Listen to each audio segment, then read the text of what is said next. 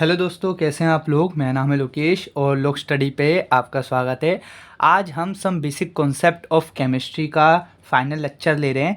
इसमें हम क्या करेंगे, हम लिमिटिंग रिएजेंट के कुछ क्वेश्चंस करेंगे ताकि जो हमने लास्ट क्लास लिमिटिंग रिएजेंट को समझा है उसका हम एप्लीकेशन वाला पार्ट और समझ लें और किस तरीके के क्वेश्चंस एग्जाम्स में आते हैं वो भी हम जान लें। ठीक है, तो बिना किसी देरी के चलिए शुरू करते हैं। तो यहाँ पर आप पहला क्वेश्चन देख सकते हैं।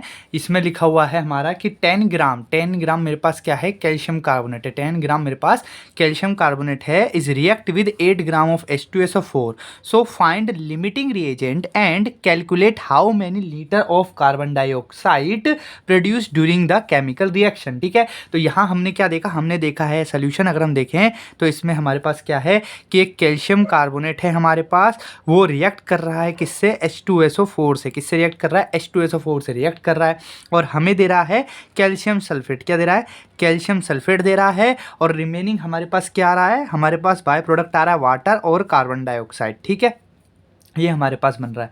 अब यहाँ पर हमें क्या गिवन है वो हमें देखना है। हमें ये पता है कि हमारा जो कैल्शियम कार्बोनेट है वो 10 ग्राम है। कितना है, 10 ग्राम है हमारे पास कैल्शियम कार्बोनेट। और हमारे पास H2SO4 8 ग्राम है। ठीक है, और हमें कैल्शियम सल्फेट वाटर और कार्बन डाइऑक्साइड मिल रहा है। अब मैंने आपको इसको करने का क्या तरीका बताया था कि सबसे पहले आपको केमिकल रिएक्शन याद होनी चाहिए। अगर आपको लिमिटिंग रिएजेंट के क्वेश्चंस करने हैं तो आपको केमिकल रिएक्शन पता होनी चाहिए। अगर एग्जाम में केमिकल रिएक्शन देता है तो अच्छी बात है, नहीं देता है तो आपको लर्न होनी चाहिए कि आखिर हमारे पास जो रिएक्टेंट हैं वो अगर आपस में रिएक्ट करेंगे तो क्या हमें प्रोडक्ट और बाय प्रोडक्ट मिलेंगे। ठीक है, तभी आप इस क्वेश्चन को कर पाएंगे। तो जैसा कि हम जानते हैं कि हमारे पास कैल्शियम कार्बोनेट जब H2SO4 से रिएक्ट करता है तो हमें कैल्शियम सल्फेट, वाटर और कार्बन डाइऑक्साइड मिलता है। अब जो सेकंड स्टेप था इस को सॉल्व करने का, फर्स्ट स्टेप है केमिकल रिएक्शन याद होनी चाहिए। सेकंड स्टेप है कि हमें ये पता होना चाहिए कि हर एक रिएक्टेंट का और प्रोडक्ट का मोलिकुलर या फिर हम कहें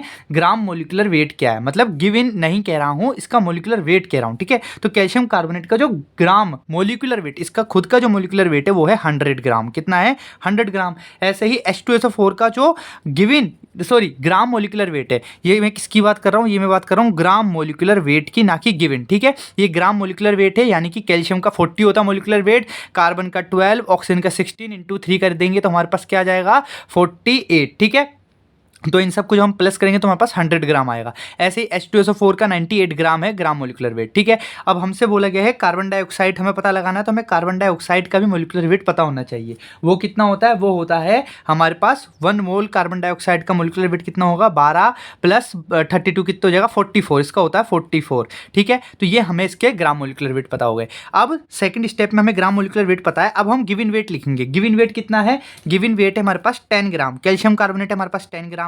ठीक है, ऐसे ही हमारे पास जो H2SO4 है वो है 8 ग्राम। ठीक है, और हमारे पास हमें ये नहीं पता कि कार्बन डाइऑक्साइड कितना प्रोड्यूस होगा। तो अगर हमें लिमिटिंग रिएजेंट इन दोनों में से कौन है वो पता चल जाए, जितना लिमिटिंग रिएजेंट होगा उतना ही हमारा कार्बन डाइऑक्साइड बनेगा। ये तो बात हमें पता है। तो चलिए देखते हैं। तो हमने देखा कि जो ग्राम मोलिकुलर वेट है वो है 100 ग्राम और गिवन वेट है 10 ग्राम। ठीक है, यानी कि इसका 1/10, इसका 1/10 गिवन वेट ले रखा है। ऐसे 98 जो है वो H2SO4 का ग्राम मोलिकुलर वेट है और ये हमें गिवन है 8 ग्राम। कितना गिवन है, 8 ग्राम गिवन है। और अगर मैं इसका 1/10 करूं, ठीक है, किसका, मैं अगर H2SO4 का 1/10 करूं तो वो आता है 9.8।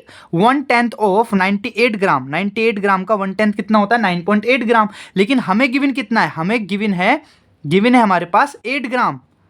मतलब देखिए, मतलब इसका ये है कि कैल्शियम कार्बोनेट हमारे पास 100 ग्राम है। ठीक है, और हमें 10 ग्राम गिवन है, तो यानी कि उसका जो ग्राम मोलिकुलर वेट है उसका 1/10 हमें गिवन है। ठीक है, और H2SO4 98 ग्राम इसका ग्राम मोलिकुलर वेट है और हमने देखा कि 1/10 हमें पहले ही गिवन है कैल्शियम कार्बोनेट, तो इसका भी 1/10 होगा तो इक्वल हो जाएगा। तो हमने इसका 1/10 देखा तो 9.8 निकल रहा है। लेकिन 1/10 से भी कम, आप खुद देखिए, 8 ग्राम 9.8 से तो छोटा है ना।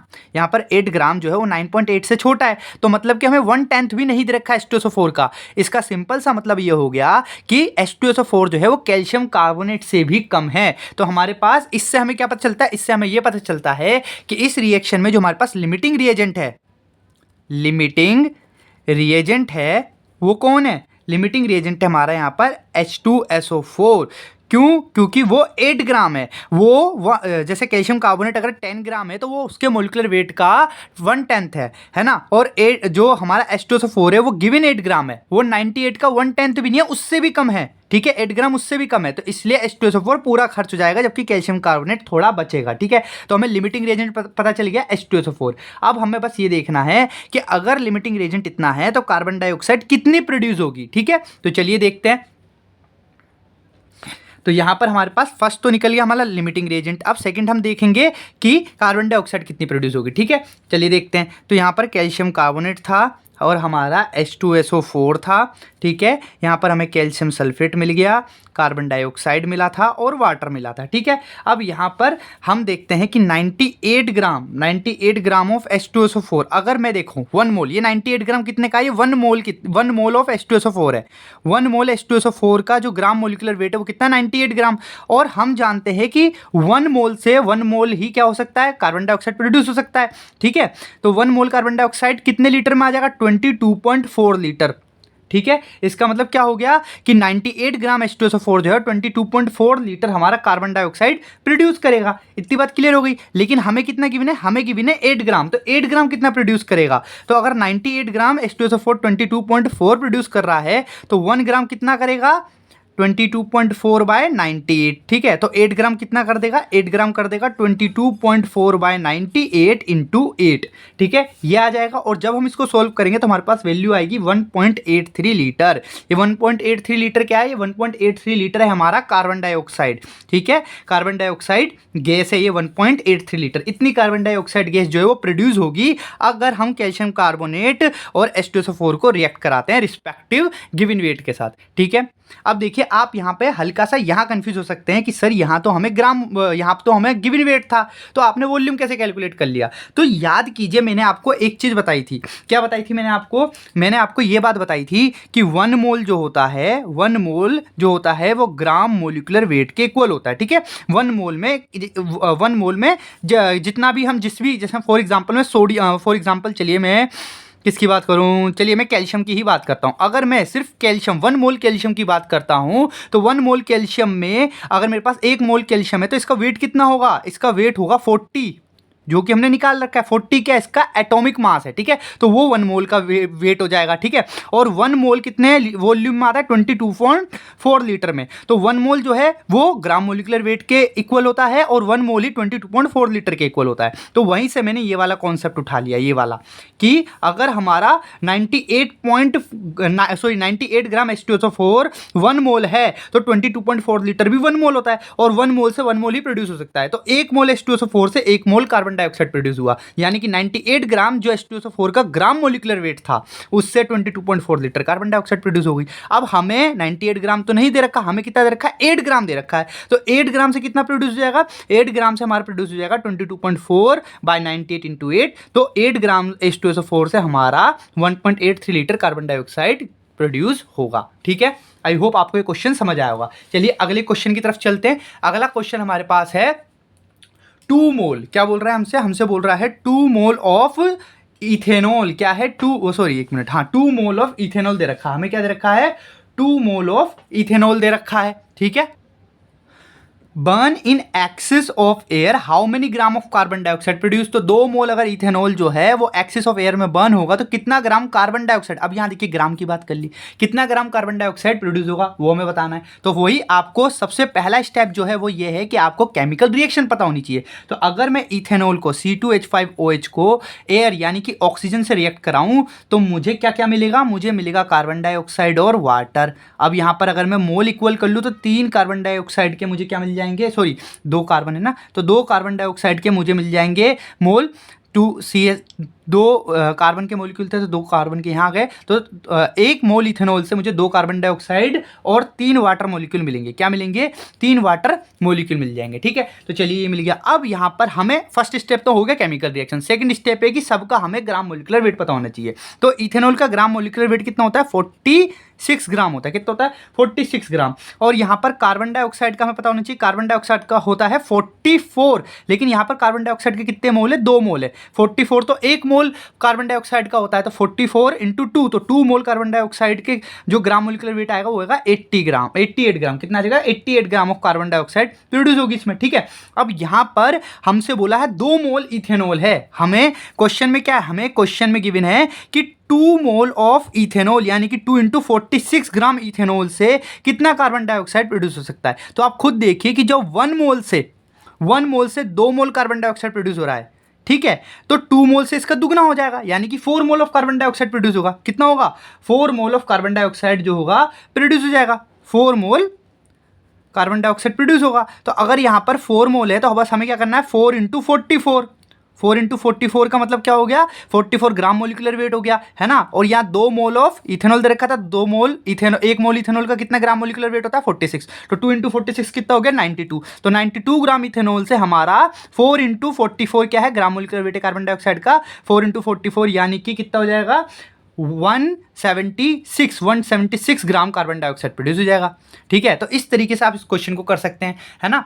बस आपको क्या देखना है, इस रिएक्शन में आपको देखना है कितने मोल से कितना प्रोड्यूस हो रहा है, ठीक है, और वही ग्राम मोलिकुलर वेट का कॉन्सेप्ट लगा देना है। क्लियर हो गया, चलिए अगले क्वेश्चन की तरफ बढ़ते हैं। ठीक है, अब अगला जो क्वेश्चन हमारे पास वो है 0.5 mole of barium chloride react with barium phosphate, find limiting reagent and calculate moles of barium phosphate. ठीक है, तो अगर बेरियम क्लोराइड जो रिएक्ट करता है बेरियम फॉस्फेट से, तो हमें ये कैलकुलेट करना है कि इन दोनों में से लिमिटिंग रिएजेंट कौन है और कितना बेरियम फॉस्फेट यूज होगा, मतलब कितने मोल ऑफ बेरियम फॉस्फेट यूज हो जाएगा। चलो ठीक है, सबसे पहले हमें क्या पता होना चाहिए, फर्स्ट ऑफ ऑल हमें पता होनी चाहिए रिएक्शन। तो ये रही रिएक्शन, 3 बेरियम क्लोराइड, सॉरी हाँ 3 मोल ऑफ बेरियम क्लोराइड लेंगे और उसमें 2 मोल सोडियम जो होगा, सॉरी यहाँ पर ना एक गलती हो गई है, रिएक्ट विद, हाँ यहाँ एक गलती हो गई है क्वेश्चन में, रिएक्ट विद यहाँ आ जाएगा, रिएक्ट विद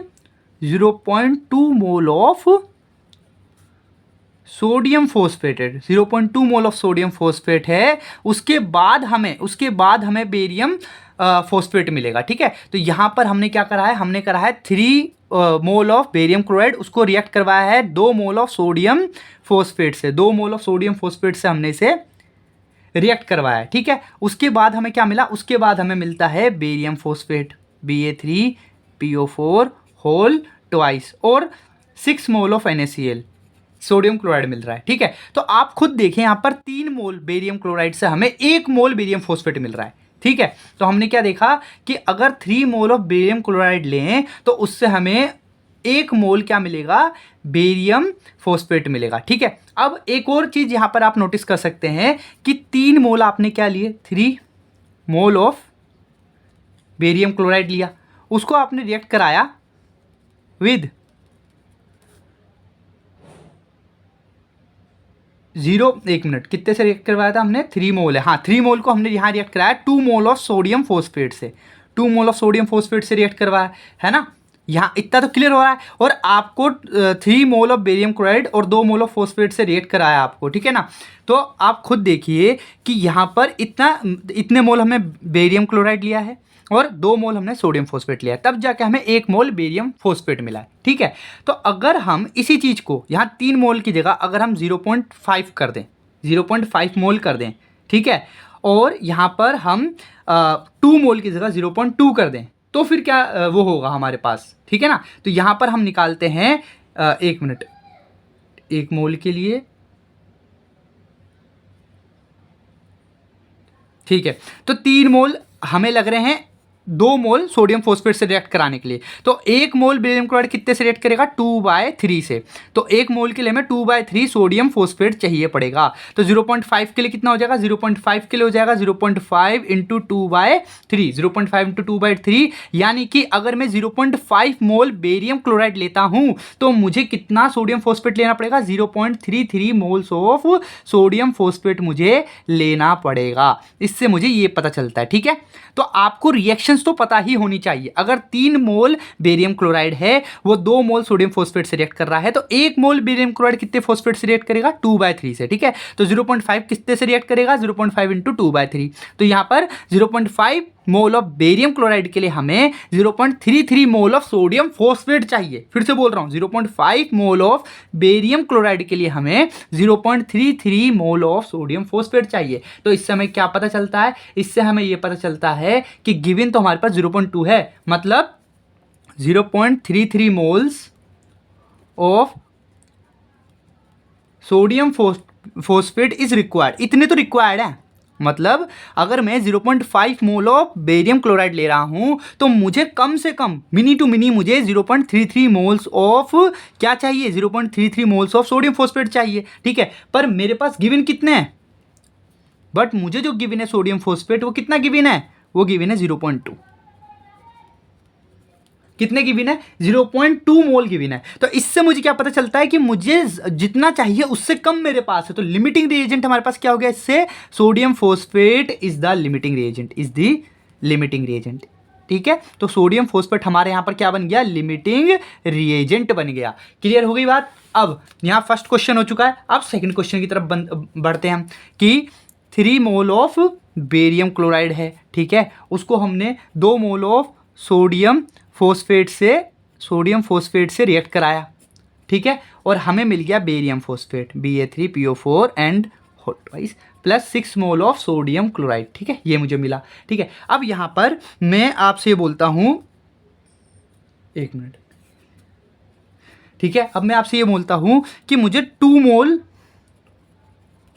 मोल ऑफ, अब यहां देखिए लिमिटिंग रिएजेंट हमें पता चल गया था कि सोडियम फॉस्फेट हमारा लिमिटिंग रिएजेंट है। तो अगर मैं 2 मोल ऑफ सोडियम फॉस्फेट को लूं, 2 mole of sodium phosphate react, जब 2 मोल सोडियम फॉस्फेट रिएक्ट करते हैं तब जाके मुझे 1 मोल क्या मिलता है? बेरियम फॉस्फेट मिलता है।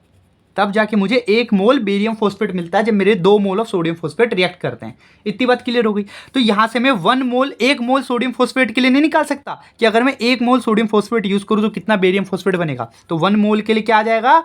1/2, ठीक है, इतना आ जाएगा। और मेरे पास गिवन कितना है? मेरे पास गिवन है 0.2, तो 0.2 moles of sodium phosphate, 0.2 moles of sodium phosphate, मुझे कितना बेरियम फॉस्फेट मिलेगा? 1/2 into 0.2, that is 0.1 mole of barium phosphate will produce, ठीक है, when 0.2 moles of sodium phosphate react with 0.5 mole of barium chloride, तो मुझे 0.1 मोल क्या मिलेगा? बेरियम फॉस्फेट मिलेगा। तो लिमिटिंग रिएजेंट अगर मुझे पता है तो उस लिमिटिंग रिएजेंट से फिर मैंने क्या निकाल लिए? बेरियम फॉस्फेट के मोल निकाल लिए। तो इस तरीके से आप ये वाले क्वेश्चंस करेंगे। देखिए, अगर आप नोटिस कर रहे हैं, पैटर्न नोटिस कर रहे हैं इन क्वेश्चंस में, तो वो ये है कि हमें रिएक्शंस पता होनी चाहिए। अगर रिएक्शन पता है तो लिमिटिंग रिएजेंट तो हम इजिली निकाल लेंगे, और जब हम लिमिटिंग रिएजेंट निकाल लेंगे तो बस हमें उस लिमिटिंग रिएजेंट के लिए फिर क्या करना है? उस लिमिटिंग रिएजेंट के 1 मोल के लिए सारा वैल्यू कैलकुलेट करनी है। और जब उस लिमिटिंग रिएजेंट के 1 मोल के लिए हम वैल्यू कैलकुलेट कर लेंगे तो जितने भी मोल्स हमें गिवन है उस लिमिटिंग रिएजेंट के, उससे हम बता देंगे कि कितना प्रोडक्ट बनेगा। इतनी बात क्लियर हो गई? चलिए आगे बढ़ते हैं। फिर देखिए अगला क्वेश्चन हम करते हैं, हाउ मेनी लीटर, क्या बोल रहा है? How many litre of oxygen is required to burn 10 litre of acetylene gas, ठीक है ना। तो 10 लीटर एसिटिलाइन गैस को बर्न करने के लिए कितना ऑक्सीजन रिक्वायर्ड है मुझे, ठीक है। चलिए इस क्वेश्चन को करते हैं। देखिए इस क्वेश्चन में क्या है? इस क्वेश्चन में ये है कि सबसे पहले रिएक्शन 2C2H2, ये है हमारा एसिटिलीन, ठीक है ना।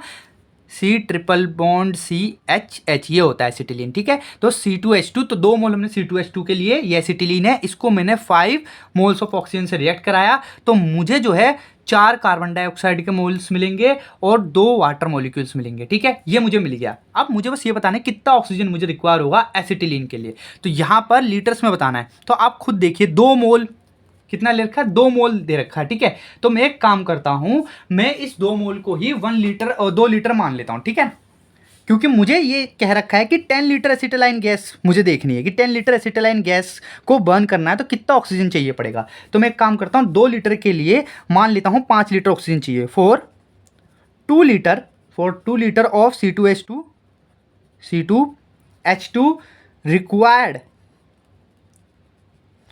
ऑक्सीजन कितना है? 5 लीटर। कितना है? 5 लीटर है। यहां से मुझे पता चल रहा है 2 लीटर ऑक्सीजन, 2 लीटर एसिटिलीन के लिए 5 लीटर ऑक्सीजन है। इतनी बात क्लियर होगी। तो 1 लीटर के लिए कितना होगा? 5/2 होगा। यहाँ तक क्लियर हो गया। तो for 10 litre of acetylene, for 10 litre of acetylene C2H2 क्या हो जाएगा 5/2 इंटू 10, तो 2 5 ज़ा 10 ये हो जाएगा। तो 5 5 ज़ा 25 लीटर मुझे क्या लगेगा, ऑक्सीजन लगेगा, अगर मुझे 10 लीटर एसिटिलीन बर्न करना है। क्लियर होगी बात, यहाँ तक क्लियर है। चलिए ये क्वेश्चन भी हो गया। आगे अगले क्वेश्चन की तरफ बढ़ते हैं। देखिए यहाँ पर हमारे लिमिटिंग रिएजेंट के सारे क्वेश्चंस हो चुके हैं, ठीक है ना। आई होप आपको लिमिटिंग रिएजेंट के जो क्वेश्चन है वो समझ में आए होंगे, ठीक है। अगर आपका कोई भी डाउट होता है तो आप कमेंट सेक्शन में पूछ सकते हैं कि सर ये वाला क्वेश्चन समझ नहीं आया या इस क्वेश्चन में दिक्कत है, तो मैं नेक्स्ट जो लेक्चर होगा, नेक्स्ट जो वीडियो होगी उसमें आपके डाउट जो है वो क्लियर कर दूंगा, ठीक है। अब हम आगे बढ़ते हैं हमारे एक और खास टॉपिक की तरफ, जो इस मतलब some basic concept of chemistry का सबसे क्या बोलते हैं पसंदीदा टॉपिक है, और इस पर क्वेश्चन बन जाते हैं। बच्चे क्या करते हैं, इसको छोड़ देते हैं लाइटली समझ के कि यार इस पर क्या ही क्वेश्चन बन जाएगा, पर बन जाते हैं, ठीक है ना। तो इस वाले जो इंपेरिकल फॉर्मूला और मॉलिक्यूलर फॉर्मूला है, इसको हम क्वेश्चन के थ्रू ही समझ सकते हैं कि कैसे इसको करना है, और इसको ना बड़े ध्यान से समझिएगा। एक बार आपने इंपेरिकल फॉर्मूला और मॉलिक्यूलर फॉर्मूला फॉर्म करना सीख लिया ना क्वेश्चन से, और क्वेश्चन आपको एज इट इज लिखा मिलेगा, ठीक है ना। बस आपको समझना है इस क्वेश्चन को कैसे करना है। एक बार समझ लिया तो चाहे कैसा ही क्वेश्चन आ जाए आप कर लेंगे, ठीक है। तो बस फोकस होकर बैठिए। तो सबसे पहले इस इंपेरिकल फॉर्मूला मॉलिक्यूलर फॉर्मूला को हम इस क्वेश्चन से समझेंगे, ठीक है ना। तो क्वेश्चन क्या है, इन एन ऑर्गेनिक कंपाउंड, एक ऑर्गेनिक कंपाउंड है जिसमें 40% कार्बन है, 6.66% हाइड्रोजन है एंड 53.44% ऑफ ऑक्सीजन है, ठीक है। तो हमें बस कैलकुलेट करना है empirical formula of the compound, है ना। यहां तक पहला क्वेश्चन है। सेकंड क्वेश्चन हमें दे रखा है, अगर if vapour density is 30 then calculate the molecular formula. अगर वेपर डेंसिटी दे रखी है देन हमें क्या कैलकुलेट करना है, मॉलिक्यूलर फॉर्मूला कैलकुलेट करना है। तो सबसे पहले हमें कैलकुलेट करना है इंपेरिकल फॉर्मूला, उसी से लिंक है हमारा मॉलिक्यूलर फॉर्मूला, ठीक है। तो चलिए सीखते हैं इंपेरिकल फॉर्मूला कैसे कैलकुलेट करते हैं। तो सबसे पहले इस क्वेश्चन को करने के लिए हमें एक टेबल बनानी पड़ेगी, ठीक है ना। तो टेबल बनाते हैं।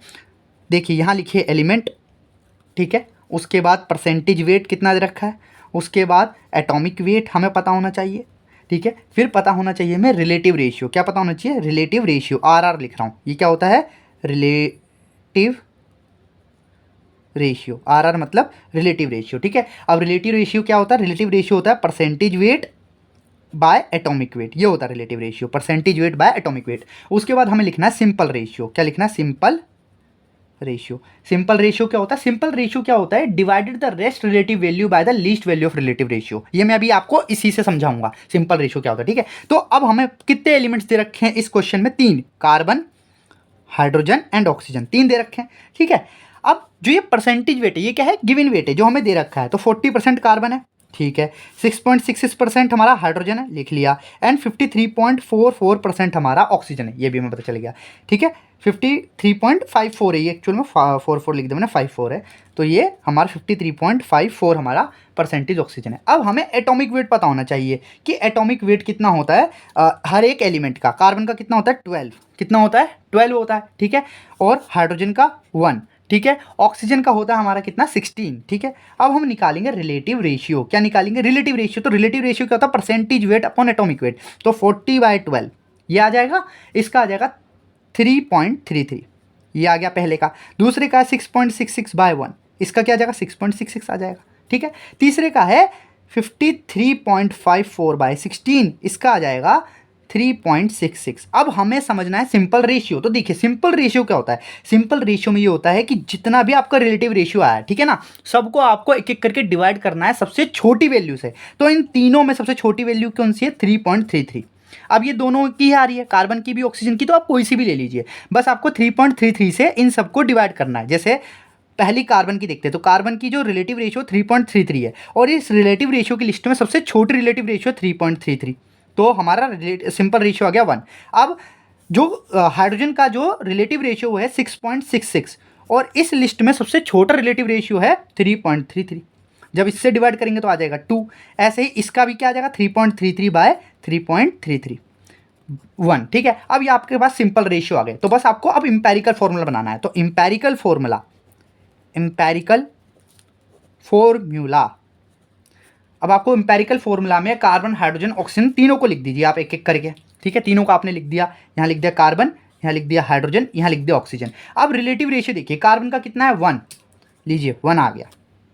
हाइड्रोजन का कितना है 2, लीजिए 2 आ गया। ऑक्सीजन का कितना है जी 1 आ गया, ठीक है। अब ये अगर आप ध्यान से देखिए, तो ये हमारा क्या आ गया, इंपेरिकल फॉर्मूला है CH2O। क्या है, CH2O हमारा इंपेरिकल फॉर्मूला है, ठीक है ना, ये हमारा इंपेरिकल फॉर्मूला है। अब यहां पर हमें क्या करना है, हमारा इंपेरिकल फॉर्मूला आ चुका है, ये हमारा आ गया है इंपेरिकल फॉर्मूला। और बहुत इजी इंपेरिकल फॉर्मूला। देखिए कभी कभी क्वेश्चन में ना टेबल गिवन होती है, आपको बनानी नहीं होती, पर मैंने आपको बता दी कि टेबल कैसे बनेगी। अगर आपको टेबल नहीं भी देता है तो आप टेबल खुद से बना लेंगे, ठीक है, कंफ्यूज नहीं होना है।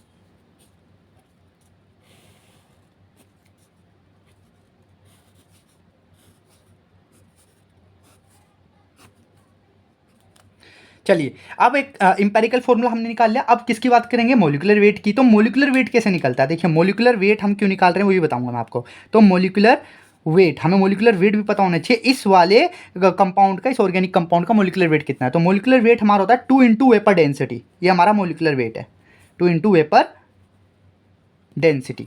तो 2 और वेपर डेंसिटी कितनी थी 30, तो हमारा मोलिकुलर वेट आ गया 60। आप खुद भी कैलकुलेट कर लीजिए, 12 और 16 28 हो गए, और 2 30, ऐसे भी आ रहा है, ठीक है। तो ये हमारा वेपर डेंसिटी से भी हम मोलिकुलर वेट निकाल सकते हैं, और हम वैसे भी निकाल सकते थे अगर हमें इंपेरिकल फॉर्मूला पता है, ठीक है। चलिए आगे बढ़ते हैं। अब हमारा मोलिकुलर वेट आ गया, अब क्या करना है, हमें निकालना है नंबर ऑफ एटम। क्यों, क्योंकि नंबर ऑफ एटम निकालेंगे तभी तो हमें पता चलेगा ना कि मोलिकुलर फॉर्मूला क्या है। देखिए इंपेरिकल फॉर्मूला और molecular formula both are different things, दोनों अलग अलग चीज़ है। अब हमें क्या निकालना है, मोलिकुलर इंपेरिकल फॉर्मूला हो चुका है, हमें निकालना है मोलिकुलर फॉर्मूला। उसके लिए सबसे पहले तो मोलिकुलर वेट हमने निकाला है, क्यों निकाला वो भी अभी आपको बताऊंगा। अब हमें दूसरी चीज़ निकालनी है, पहली थी मोलिकुलर वेट, एंड सेकंड चीज़ हमारे पास डिफरेंस ऑफ एटॉम्स, या फिर मतलब different number of atom, different number of atom, या इसको हम लिख सकते हैं number of atoms, number of atoms. और इसको हम इंडिकेट करते हैं एन से, किससे इंडिकेट करते हैं, एन से। और इसका फॉर्मूला होता है molecular formula weight by empirical formula wait, ठीक है, फॉर्मूला वेट। तो मोलिकुलर वेट आपको पता है, इंपेरिकल वेट आप निकाल लेंगे, ठीक है। तो molecular formula weight upon empirical formula wait, देखिए मोलिकुलर फॉर्मूला वेट हमारे पास कितना है, मोलिकुलर फॉर्मूला वेट हमारा निकला है 60, क्योंकि हमने वाइपर डेंसिटी से मल्टीप्लाई कर देता है 2 से, तो मोलिकुलर फॉर्मूला वेट 60 आ गया। इंपेरिकल फॉर्मूला वेट हमारा कितना आ रहा है, तो खुद देखिए इंपेरिकल फॉर्मूला वेट आ जाएगा 12 प्लस 2 कितना आ जाएगा 14, 14 और 16 30, 30। तो यहाँ हमारे पास जो नंबर ऑफ एटम्स आ गए वो कितने आ गए 2, क्या आ गया 2, ये हमारे पास 2 आ गया। अब हमें निकालना है, ये हमारा n आ गया, क्या आ गया, n आ गया, n आ गया। अब हमें निकालना है हमारा मोलिकुलर फॉर्मूला। अब मोलिकुलर फॉर्मूला आ जाएगा, फॉर्मूला वो क्या होता है, n into empirical formula, n into empirical formula, that is 2 into CH2O। तो हर एक जो एलिमेंट है इसके अंदर एटम है वो दुगना हो जाएगा, यानी कि C2H4O2, ये हमारा हो गया C2H4O2, और ये हमारा आ गया है मोलिकुलर फॉर्मूला। क्या आ गया है, मोलिकुलर फॉर्मूला, ठीक है। तो इंपेरिकल फॉर्मूला हमने निकाल लिया और हमने मोलिकुलर फॉर्मूला निकाल लिया, ठीक है। तो ये हमारे इंपेरिकल फॉर्मूला और मोलिकुलर फॉर्मूला के क्वेश्चन से इस तरीके से होंगे, ठीक है। आई होप आपको ये पूरा समझ में आया होगा। एक काम करते हैं, इसका एक और क्वेश्चन करते हैं, ठीक है। इंपेरिकल फॉर्मूला का, मोलिकुलर फॉर्मूला आप समझ गए कैसे निकालना है, ठीक है। एक बार दोबारा रिवाइज करवा देता हूँ। देखिए हमारे पास क्वेश्चन था कि हमारा एक ऑर्गेनिक कंपाउंड है, 40% कार्बन है, 6.6% हाइड्रोजन, 53.54% ऑक्सीजन, ठीक है। हमें इंपेरिकल फॉर्मूला मिलाना था। तो इंपेरिकल फॉर्मूला बनाने के लिए सबसे पहले हमें एक टेबल समझनी होगी। उस टेबल में हमें एलिमेंट पता होता है, परसेंटेज वेट पता होता है, एटॉमिक वेट पता होता है, रिलेटिव रेशियो निकालना होता है और सिंपल रेशियो निकालना होता है, ठीक है। सारा खेल रिलेटिव रेशियो सिंपल रेशियो का है। बाकी 3 चीज़ें तो हमें गिवन होती है, एलिमेंट हमें गिवन होते हैं, परसेंटेज वेट आपको क्वेश्चन में देगा, एटॉमिक वेट आपको पता होना चाहिए, ठीक है। रिलेटिव रेशियो क्या होता है, percentage weight upon atomic weight. जब रिलेटिव रेशियो आ गया तो सिंपल रेशियो निकालना है। सिंपल रेशियो क्या होता है कि जो भी रिलेटिव रेशियो आपका आया है उसको आपको सबसे छोटे रिलेटिव रेशियो से डिवाइड करना है। तो हमारा रिलेटिव रेशियो कार्बन का 3.33 था, सबसे छोटा जो रिलेटिव रेशियो था वो था 3.33, तो उससे डिवाइड किया तो 1 आया। अब हाइड्रोजन का अगर हम समझे तो हाइड्रोजन का रिलेटिव रेशियो था 6.66, और इस रिलेटिव रेशियो में सबसे छोटा रिलेटिव रेशियो है 3.33, तो 6.66 को जब 3.33 से डिवाइड किया तो 2 आया। ऐसे ही ऑक्सीजन का निकाला तो उसका 1 आया। और जब हमने सिंपल रेशियो निकाल लिया हर एक एलिमेंट का, तो बस अब हमने एक साथ रखना था, कार्बन का 1, हाइड्रोजन का 2, ऑक्सीजन का 1। तो ये हमारा इंपेरिकल फॉर्मूला आ गया, इंपेरिकल फॉर्मूला आ गया CH2O, ठीक है। मोलिकुलर वेट निकालने का एक तरीका है 2 इंटू वेपर डेंसिटी, ठीक है। एम्पेरिकल फॉर्मूला भले ही आपको पता हो, लेकिन आपको मोलिकुलर वेट निकालने के लिए वेपर डेंसिटी की 2 से मल्टीप्लाई करनी पड़ेगी। तो ये हमारा मोलिकुलर वेट आ गया। अब मोलिकुलर फॉर्मूला निकालने से पहले हमें निकालना होता है एन। क्या निकालना होता है? एन निकालना होता है। क्या निकालना होता है? एन निकालना होता है। एन निकालने का फॉर्मूला होता है molecular formula weight by empirical formula wait. तो मोलिकुलर फॉर्मूला वेट 60 था, एम्पेरिकल फॉर्मूला वेट 30 था, डिवाइड किया तो N2 आ गया। बस मोलिकुलर फॉर्मूला बनाने के लिए हमें क्या करना पड़ेगा? इस एन को एम्पेरिकल फॉर्मूला से मल्टीप्लाई करना पड़ेगा। इस एन को एम्पेरिकल फॉर्मूला से मल्टीप्लाई करना पड़ेगा तो हमारे पास मोलिकुलर फॉर्मूला आ जाएगा। आई होप आपको अब कंप्लीट तरीके से एम्पेरिकल और मोलिकुलर फॉर्मूला निकालना आ गया होगा, ठीक है। अब बस एक क्वेश्चन और करते हैं, इसमें हम एम्पेरिकल फॉर्मूला निकालेंगे, ठीक है। चलिए देखिए, ये हमारा एक क्वेश्चन है, ठीक है। ये हमारा एक क्वेश्चन है। इस क्वेश्चन में क्या है? इस क्वेश्चन में हमारे पास है कि इन अ कंपाउंड, एक कंपाउंड है इन अ कंपाउंड 32.8% सोडियम है। कितना है? 32.8% हमारा सोडियम है, क्लियर है। उसके बाद हमें है 22.57 हमें सल्फर दे रखा है और ऑक्सीजन हमें दे रखा है 45.05%, ठीक है। एटॉमिक वेट आपको पता है, सोडियम का होता है 23, सल्फर का होता है 32, ऑक्सीजन का होता है 16। रिलेटिव रेशियो आपको पता है 32.8/23, ठीक है। ये आ जाएगा हमारा 1.408। ऐसे ही 22.57/32 ये आ जाएगा हमारा 0.705, ठीक है। और यहाँ पर 45.05, ठीक है, डिवाइडेड बाय 16 ये आ जाएगा हमारा अप्रोक्स 2.81, ठीक है। अब यहाँ पर आप देखिए सिंपल रेशियो क्या होता है? Relative ratio. जैसे हमारा सोडियम का रिलेटिव रेशियो 1.408। अब इसको हमें डिवाइड करना सबसे छोटे रिलेटिव रेशियो से। तो सबसे छोटा रिलेटिव रेशियो तो ये है ना 0.705, तो बस इससे डिवाइड करना है 0.705 से। तो इसका आंसर अप्रोक्स 2 आएगा। अब आप बोलेंगे सर डिवाइड करने पे तो 0.1 सर आएगा। भले ही 0.1 सर आया, लेकिन आपको बस वही लेना। मान लीजिए 1.2 आया तो 1 ले लीजिएगा, 2 पॉइंट समथिंग आया तो 2 ले लीजिए, 3 पॉइंट समथिंग आया तो 3 ले लीजिए। तो आपको बस अप्रोक्स लेना है, ठीक है। ऐसे ही सल्फर का जब आप निकालेंगे तो 0.705/0.705 यहाँ आ जाएगा 1, ठीक है। और यहाँ पर 2.81 डिवाइडेड बाय 0.705 जब करेंगे तो हमारे पास आंसर आ जाएगा 4, ठीक है। जैसे इससे करें 7 4 28, तो 4 ही आ रहा, 4 पॉइंट समथिंग आता, 4 ले लिया हमने। तो अब हमारे पास एम्पेरिकल फॉर्मूला यहाँ क्या आ गया? एम्पेरिकल फॉर्मूला हमारे पास आ गया है। सबसे पहले सोडियम, फिर सल्फर, फिर ऑक्सीजन। सोडियम कितने हैं? 2, सल्फर कितना है? 1, ऑक्सीजन कितना है? 4। तो यहाँ हमारे पास एम्पेरिकल फॉर्मूला क्या बन गया? Na2SO4, सोडियम सल्फेट, Na2SO4 हमारा एम्पेरिकल फॉर्मूला बन गया। अगर हमें वेपर डेंसिटी देता तो हम मोलिकुलर वेट निकालते, और हमारे पास मोलिकुलर वेट होता तो एम्पेरिकल वेट तो हम यहाँ से कैलकुलेट कर ही सकते हैं। तो हम n निकाल लेते, फिर उस n के एम्पेरिकल फॉर्मूला में मल्टीप्लाई करते, तो हमारे पास मोलिकुलर फॉर्मूला भी आ जाता। यहाँ तक सारे क्वेश्चन क्लियर है आपको? चलिए अब एक क्वेश्चन और कर लेते हैं। ये क्वेश्चन एक्चुअल में रिलेटिव मतलब पीछे वाले उससे ही रिलेट कर रहा है, जो हमने पीछे कॉन्सेप्ट्स पढ़े हैं उससे ही। तो बस जस्ट रिवीजन के लिए कर रहे हैं। देखिए क्वेश्चन है the number of atom of oxygen present in 10.6 gram of sodium carbonate. तो 10.6 ग्राम सोडियम कार्बोनेट में कितने नंबर ऑफ ऑक्सीजन एटम है वो हमें कैलकुलेट करना है। तो चलिए करते हैं। तो सबसे पहले इस क्वेश्चन को कैसे करना है? 1 मोल यानी कि इसमें अगर मैं 1 मोल सोडियम कार्बोनेट देखूँ तो 1 मोल सोडियम कार्बोनेट होता है 106 ग्राम। कितना होता है? 106 ग्राम सोडियम कार्बोनेट होता है 1 मोल। अब ये 106 ग्राम क्या है? ये है gram molecular weight of sodium carbonate, ठीक है। और मैंने आपको बताया कि 1 मोल जो होगा ग्राम मोलिकुलर वेट के इक्वल होगा। तो 1 मोल सोडियम कार्बोनेट कितना है? 106 ग्राम, ठीक है। अब इसके अंदर कितने आप ऑक्सीजन देख रहे हैं? इस 106 ग्राम के अंदर हैं 3 ऑक्सीजन, ठीक है। और 1 मोल जो 1 मोल होता है 1 मोल जो होता है वो Na के इक्वल होता है, यानी एवोगाड्रो नंबर। तो 3 ऑक्सीजन इंटू Na डेट इस सोडियम कार्बोनेट में हमारे 18.06 इंटू 10⁻23 एटम्स ऑफ ऑक्सीजन है। ऑक्सीजन के 18.06 इंटू 10⁻23 एटम मौजूद है ऑक्सीजन के इस सोडियम कार्बोनेट में, इस 1 मोल ऑफ सोडियम कार्बोनेट में, इस 106 ग्राम ऑफ सोडियम कार्बोनेट में इतने ऑक्सीजन के एटम प्रेजेंट है। इतनी बात क्लियर हो गई। तो 10.6 में कितने होंगे आप खुद देखिए। अगर 106 ग्राम में इतने हैं तो 1 ग्राम सोडियम कार्बोनेट में कितने होंगे आप खुद बताइए। 1 ग्राम सोडियम कार्बोनेट में होंगे 18.06 डिवाइडेड बाय 106, इतने होंगे ना। तो अब मैं अगर 10 ग्राम ले लूँ, 10 ग्राम सोडियम कार्बोनेट ले लूँ, 10.6 ग्राम 10.6 ग्राम सोडियम कार्बोनेट ले लूँ, तो इसमें कितने ऑक्सीजन के एटम होंगे?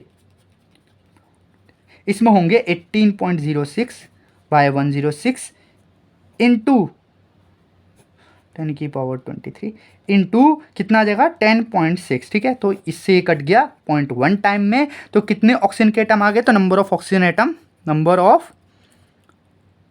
Oxygen atom in 10.6 gram of sodium carbonate कितना है हमारे पास 18.06, ठीक है। 18.06 या फिर हाँ 18.06 इंटू 10 की पावर कितना हो जाएगा 22, और 23 अगर हम करें तो कितना हो जाएगा 1.806 इंटू 10 की power 23 number of oxygen atom present है इन 10.6 ग्राम ऑफ सोडियम कार्बोनेट, ठीक है। तो इस तरीके से हमने ये वाला क्वेश्चन भी कर लिया। तो आई होप आपको मोलिकुलर फॉर्मूला, एम्पेरिकल फॉर्मूला, ये सारे जो हैं समझ में आए होंगे।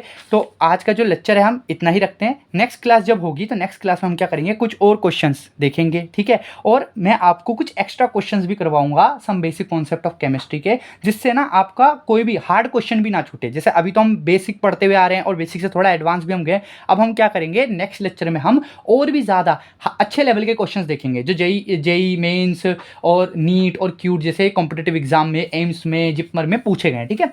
तो मिलते हैं आपसे नेक्स्ट लेक्चर में, तब तक के लिए पढ़ते रहिए। और हाँ, अगर आपने यहाँ तक लेक्चर देखा है और आपको लेक्चर अच्छा लग रहा, समझ में आ रहा है, तो चैनल को सब्सक्राइब कीजिए, वीडियो को लाइक कीजिए और शेयर कीजिए, ठीक है। मिलते हैं आपसे नेक्स्ट लेक्चर में, तब तक के लिए पढ़ते रहिए। Thank you.